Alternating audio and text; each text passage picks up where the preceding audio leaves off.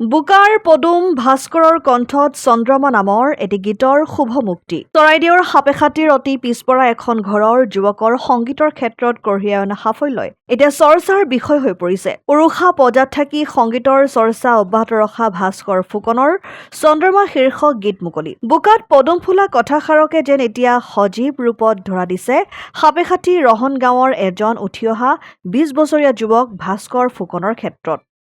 সংগীতৰ কোনো প্ৰাথমিক জ্ঞান আহৰণ কৰিবলৈ সক্ষম নোহোৱা পিতৃহীন ভাস্কৰৰ কণ্ঠৰ মোহাচ্ছন্ন হৈ প্ৰাগ নিউজৰ সংবাদকৰ্মী সংগীতৰ কোনো প্ৰাথমিক জ্ঞান আহৰণ কৰিবলৈ সক্ষম নোহোৱা পিতৃহীন ভাস্কৰৰ কণ্ঠৰ মোহাচ্ছন্ন হৈ পৰিছিল প্ৰাগ নিউজৰ সংবাদকৰ্মী গৌতম গগৈ, সোণাৰীৰ বিশিষ্ট অধিবক্তা কৃষ্ণ কোঁৱৰ। আৰ্থিকভাৱে পিছপৰা ২০ বছৰীয়া ভাস্কৰক দুয়োজন ব্যক্তিৰ আবদালত মুক্তি দিয়া হ'ল যুৱকজনৰ কণ্ঠত চন্দ্ৰমা নামৰ এটি গীত। গীতটো মুকলিৰ পূৰ্বেই সাংবাদিক অভিজিত ভূঞাই সামাজিক মাধ্যমত প্ৰচাৰ কৰা সাক্ষাৎকাৰেও ইতিমধ্যে বহুল সমাদৰ লাভ কৰাৰ পিছত ভাস্কৰৰ গীতটোৰ আনুষ্ঠানিক মুকলিৰ দিনটোত ভাস্কৰক আশীৰ্বাদ দিবলৈ ঘৰত ভিৰ কৰে যথেষ্ট সংখ্যক লোকে।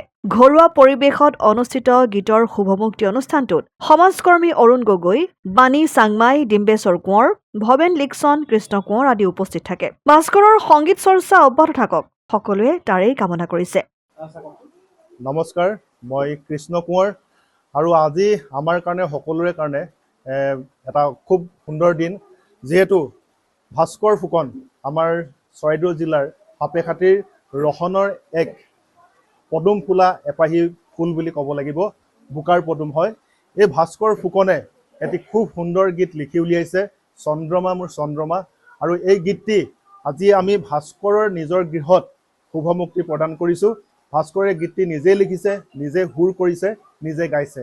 আৰু অতি পৰিতাপৰ কথা যে ভাস্কৰ একেবাৰে সৰু হৈ থকা অৱস্থাত তেওঁৰ পিতৃৰ অকাল মৃত্যু হৈছিলে, যাৰ কাৰণে ভাস্কৰে অতি কম সময়তে শিক্ষা জীৱন সাং কৰিব লগা হৈছিলে আৰু বৰ্তমান তেওঁ পকা মিস্ত্ৰীৰ লগত যোগালীৰ কামত নিয়োজিত হৈ আছে।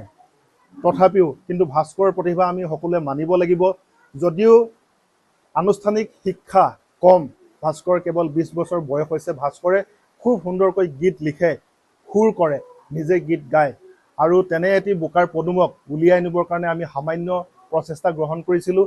আমাৰ চৰাইদেউ জিলাৰ যি প্ৰাগ নিউজ চেনেলৰ বিশিষ্ট সাংবাদিক শ্ৰদ্ধাৰ শ্ৰী গৌতম গগৈ ককাইদেউ, তেখেতে ভাস্কৰ ফুকনক উলিয়াই আনিবৰ কাৰণে এক প্ৰচেষ্টা হাতত লৈছিলে। সেই প্ৰচেষ্টা মই অকণমান সহায়ৰ হাত আগবঢ়াই ভাস্কৰে এই গীতটি বাণীবদ্ধ কৰাত সহায় কৰি দিলোঁ। ভাস্কৰৰ সংগীত ক্ষেত্ৰখনত আগবাঢ়ি যাবৰ কাৰণে এক পথৰ সন্ধান মই ভাস্কৰক প্ৰদান কৰিছোঁ। তাৰ বাহিৰে মই একো কৰা নাই। আৰু এই যিটি গীত আজি আমি ইতিমধ্যে শুভমুক্তি প্ৰদান কৰিছোঁ, এইটো কে প্ৰডাকশ্যন বুলি এটা ইউটিউব চেনেল আছে, সেই ইউটিউব চেনেলটোতে উপলব্ধ হ'ব।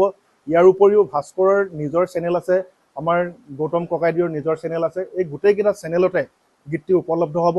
আমি আশা ৰাখিছোঁ আমাৰ অসমবাসী ৰাইজে এই গীতটি আদৰি ল'ব, ভাস্কৰক মৰম দিব, আৰু সকলো সদাশয় ব্যক্তিয়ে এই গীতটি শ্বেয়াৰ কৰিব, যাতে উঠি অহা প্ৰজন্মৰ এক নতুন প্ৰতিভা হিচাপে ভাস্কৰে সংগীত ক্ষেত্ৰখনত আগবাঢ়ি যাব পাৰে। মথুৰাপুৰৰ পৰা ইছলাম আহমেদৰ ৰিপৰ্ট, অসম আদিত্য।